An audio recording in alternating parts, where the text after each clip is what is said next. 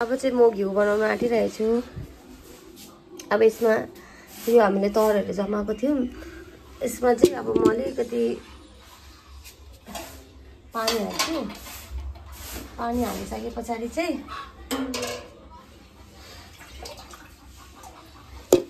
अलिकति पानी हाल्छु, बेसी होइन। यो चाहिँ घिउ बनाउने तरिका बेसी जुगाड भयो के पानी भयो। अब बेसी हाल्दैन। अब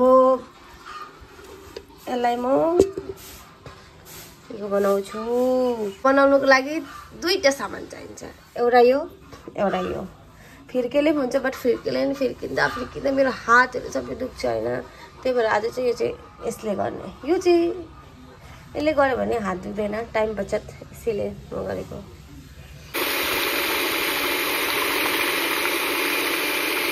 साह्रै ठुलो भएछ भाँडा।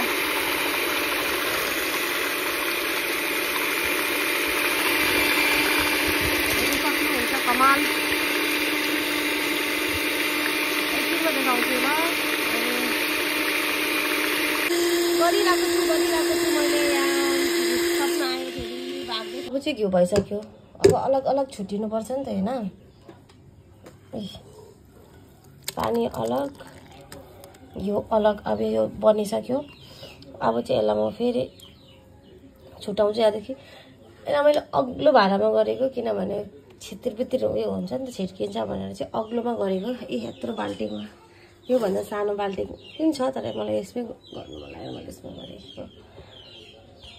अब चाहिँ मैले सबै घिउ निकालिसकेँ होइन यसमा। अब यसमा म चिसो पानी हाल्छु। चिसो पानी हालिसकेपछि चाहिँ फेरि यसलाई पखाल्नुपर्छ नि त। पखालेपछि चाहिँ अनि राम्रो हुन्छ।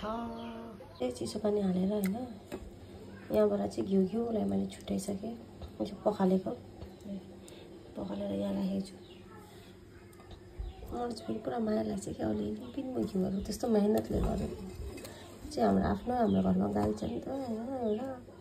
अनि जहिले पनि त्यसको तर राखेर चाहिँ अब राख्नुहुन्छ मान्छेले, सबैले। मेरो बहिनी पनि मान्छेले राखेपछि म जहिले आउँछु म आफै बनाइदिन्छु नि त घिउ चाहिँ।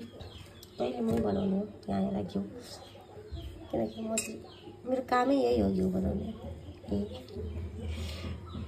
चाहिँ त्यो पानी फ्याँकेर फेरि यसमा अझै चिसो पानी होइन, यहाँको फ्रिजको पानी हालेर चाहिँ फेरि अझै त्यसलाई दोबारा पखाल्दैछु, किनकि मलाई मन पर्दैन नि त होइन। दुईपल्ट पखाल्नै पर्छ सफा गर्नुको लागि।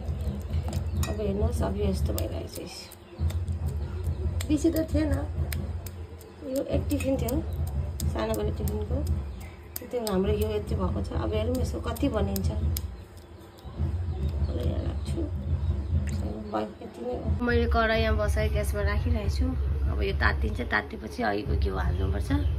अनि त्यो हालेपछि भयो, आफै बनिहाल्छ। एकछिन टाइम लाग्छ, बस त्यति नै। कराई तात्यो, अब चाहिँ म घिउ हाल्दैछु।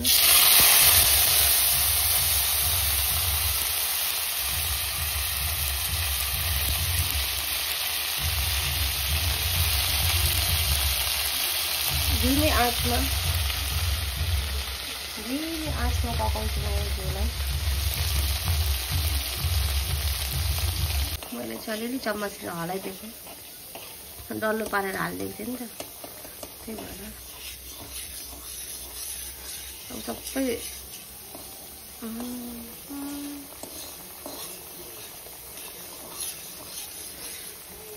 कस्तो सेतो कराई हो हाम्रो घरको त।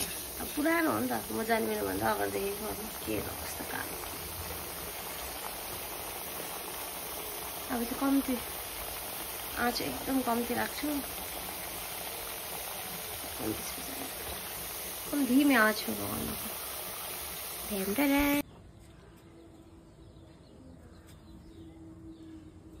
लाटेको थियो मही चाहिँ ठुलो आमाले ल्याइदिए है भनेर राख्नु भएको छ। अनि मही चाहिँ एक ग्लास म लगाइदिँदैछु ठुलो आमालाई।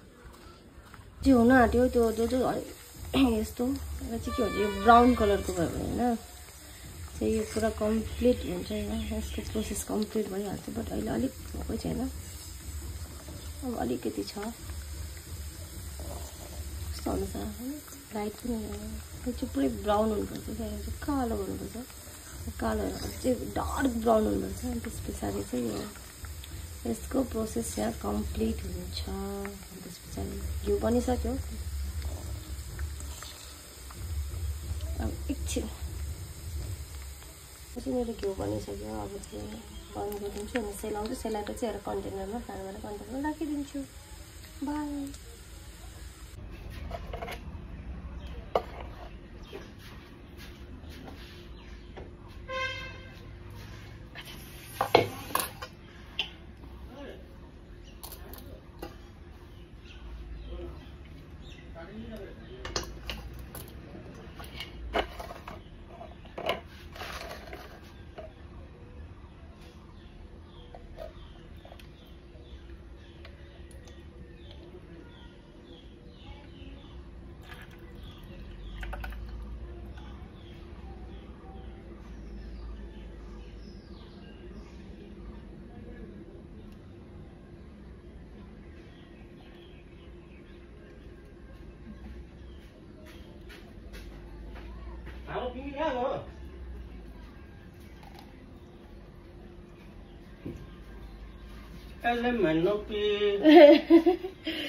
फेरि भिडियो बनाइरहेर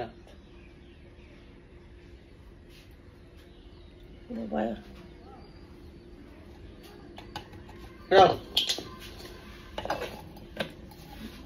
कस्तो या मैले बनाएको कस्तो राम्रो भयो। मैले बनाए तिम्रो बनाए तिम्रो भयो मेरो। ठिकै छ। कम्ती नै थियो नि त।